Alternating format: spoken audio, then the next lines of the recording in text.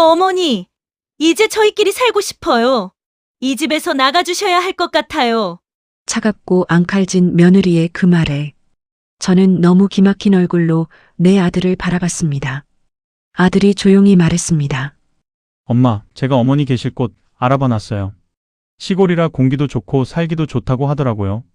저는 그 말에 잠깐 가슴이 놓였습니다. 요양원이에요. 순간 귀를 의심했습니다. 뭐라고 했어? 나보고 요양원으로 가라고? 내가 왜 거기를 가야 해? 내가 아픈 것도 아니고, 내가 혼자 못 사는 것도 아닌데, 왜 나를 거기에 보내려는 거야? 이 집이 어떤 집인데? 내가 평생 지켜온 집인데, 내 아버지가 숨을 거둔 집인데, 내가 왜 산골 요양원을 가야 한단 말이니? 목소리가 떨렸습니다. 손도 떨렸습니다. 다리에 힘이 빠졌습니다. 그런데 아들은 그런 저를 보면서 아무 말도 하지 않았습니다. 그 집을 처음 마련하던 날이 생각납니다. 남편과 저는 손을 잡고 빈 방 한 칸 한 칸을 걸어 다녔습니다. 아무것도 없는 방이었는데 우리 둘은 그 빈 공간을 보며 웃었습니다. 여기에 밥상 놓자, 저기엔 아이 책상 놓고, 가진 건 없었지만 꿈은 가득했던 시절이었습니다. 작은 집이었습니다. 남들 보기엔 초라했을지 몰라도 저에게는 세상에서 가장 따뜻한 곳이었습니다. 비가 오던 날도, 눈이 펑펑 쌓이던 겨울밤도 그 집 안에는 항상 사람 사는 온기가 있었습니다. 아들이 태어나던 날 밤, 남편은 병원에서 집으로 돌아와 빈 아이 방에 혼자 서서 한참을 울었다고 했습니다. 기쁨의 눈물이었다고, 우리 아이가 자랄 집이 생겼다고, 그 이야기를 들을 때마다 저도 모르게 눈물이 났습니다. 아들은 그 집에서 자랐습니다. 걸음마를 배우던 거실 바닥, 숙제를 하던 작은 책상, 밤마다 동화책을 읽어주던 그 방, 모든 것이 그 집 안에 있었습니다. 그런데 남편이 먼저 떠났습니다. 갑작스러운 일이었습니다. 아무 준비도 되어 있지 않았습니다. 그날 이후 저는 한동안 아무것도 할 수 없었습니다. 그래도 그 집만은 지켰습니다. 남편의 흔적이 남아있는 곳이었으니까요. 그 집에 있으면 남편이 아직 곁에 있는 것 같았습니다. 아들 하나만 바라보며 저는 그렇게 살아왔습니다. 언제부터였을까요? 아들이 조금씩 달라지기 시작한 건 예전에는 저녁이면 같이 밥을 먹던 아이가 어느 순간부터 방에서 나오지 않았습니다. 밥 먹어 불러도 나중에요 한마디뿐이었습니다. 전화는 늘었고 낮은 목소리로 누군가와 오래 통화했습니다. 한 번은 우연히 들었습니다. 지금이라도 정리해야 돼. 무슨 말인지 몰랐습니다. 그냥 회사 일이겠거니 했습니다. 며느리도 달라졌습니다. 처음 집에 들어올 때만 해도 밥상 차리는 걸 도와주던 아이였는데 어느 순간부터 부엌에 들어오질 않았습니다. 제가 말을 걸면 짧게 대답하고 시선을 피했습니다. 집안 공기가 점점 무거워졌습니다. 어느 날 며느리가 아들에게 하는 말을 들었습니다. 목소리를 낮췄지만 들렸습니다. 이렇게 계속 살 수는 없잖아. 우리 언제까지 이럴 거야. 저는 못 들은 척 방으로 들어갔습니다. 그날 밤 잠이 오지 않았습니다. 내가 불편한 건가? 내가 없어져야 하는 건가? 그런 생각을 하다가 스스로 놀랐습니다. 설마 그럴 리가. 내 아들인데. 그런데 며칠 뒤 아들이 서류 한 장을 들고 왔습니다. 엄마, 이거 그냥 확인만 좀 해줘요. 별거 아니야. 며느리가 옆에 서 있었습니다.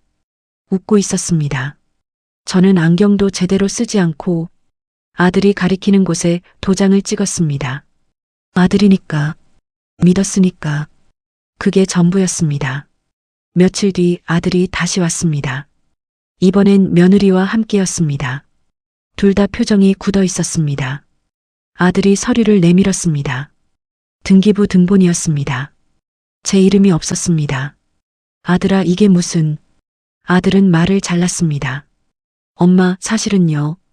우리 빚이 좀 있어요. 이대로면 집이 경매로 넘어갈 것 같아서 일단 명의를 바꿔두면 보호가 된다고 해서 그 말을 들으면서 저는 고개를 끄덕이고 있었습니다. 그러면서도 뭔가 이상했습니다.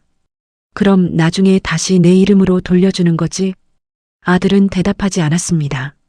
며느리가 아들 팔을 건드렸습니다. 그 순간 알았습니다.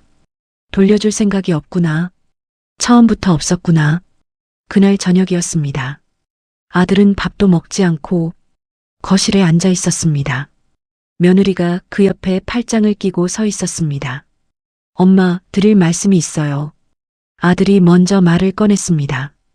이 집, 이제 저희가 써야 할 것 같아요. 엄마는 다른 데 알아보시는 게 순간 귀가 먹먹해졌습니다. 그게 무슨 말이야? 이 집이 어떤 집인데? 며느리가 끼어들었습니다. 목소리가 차가웠습니다. 어머니, 솔직하게 말씀드릴게요. 저희도 살아야 하잖아요. 언제까지 이렇게 같이 살 수는 없어요. 어머니도 아시잖아요. 불편한 거. 불편하다고요. 제가 불편하다고요. 제 집에서 제가 불편하다고요. 며느리야, 지금 무슨 소리를 하는 거야? 이 집은 내가 평생 지켜온 집이야. 내가 뭔데 나한테 나가라고 해. 며느리는 눈 하나 깜짝하지 않았습니다. 어머니, 이미 명의는 저희 거예요. 법적으로는 저희 집이에요. 아시죠? 저는 아들을 봤습니다. 뭔가 말해주길 바랬습니다. 엄마 편을 들어주길 바랬습니다. 그런데 아들이 입을 열었습니다. 엄마, 그만해요. 뭐? 제발 그만하라고요. 엄마가 뭘 해줬다고요, 저한테. 그냥 낳아준 것밖에 더 있어요? 아빠 없이 힘들었다고요? 저도 힘들었어요. 엄마 때문에 눈치 보면서 자란 거 몰라요? 그 말을 듣는 순간 머릿속이 하얘졌습니다. 이 아이가 내 아들이 맞나? 내가 낳고 키운 아이가 맞나? 너 지금 뭐라고 했어? 엄마 때문에 눈치를 봤다고? 내가 너한테 그랬단 말이야? 밥 굶어가며 너 학교 보내고 아픈 것도 참아가며 너 뒷바라지 한 게 그게 눈치를 보게 한 거야? 아들은 고개를 돌렸습니다. 그냥 나가세요, 엄마. 저 지쳤어요. 진짜로 눈물이 날 줄 알았습니다. 그런데 눈물이 나오지 않았습니다. 너무 황당해서, 너무 기가 막혀서 며느리가 조용히 빈 박스를 방 앞에 가져다 놓았습니다. 말도 없이 그냥 박스만 문 앞에 놓고 돌아섰습니다. 저는 그 박스를 한참 바라봤습니다. 그리고 천천히 짐을 쌌습니다. 남편 사진을 제일 먼저 챙겼습니다. 당신이 이 꼴을 보면 뭐라고 했을까요? 낯선 곳에서 첫날 밤을 보냈습니다. 천장이 달랐습니다. 냄새가 달랐습니다. 아무것도 없었습니다. 그날 밤 저는 생각했습니다. 내가 뭘 잘못했나? 너무 믿은 게 잘못인가? 너무 순했던 게 잘못인가? 그런데 자꾸 아들 말이 머릿속을 맴돌았습니다. 그냥 낳아준 것밖에 더 있어요? 그 말이 오히려 저를 깨웠습니다. 평생을 그 아이 하나만 바라보며 살아왔는데 그 아이가 저를 그렇게 봤다면, 그렇다면 제가 물러설 이유가 없었습니다. 다음 날 저는 법률 상담소 문을 두드렸습니다. 떨리는 손으로 서류를 내밀었습니다. 이걸 되찾을 수 있을까요? 변호사는 서류를 오래 들여다봤습니다. 그리고 말했습니다. 쉽지는 않습니다. 하지만 불가능하지도 않아요.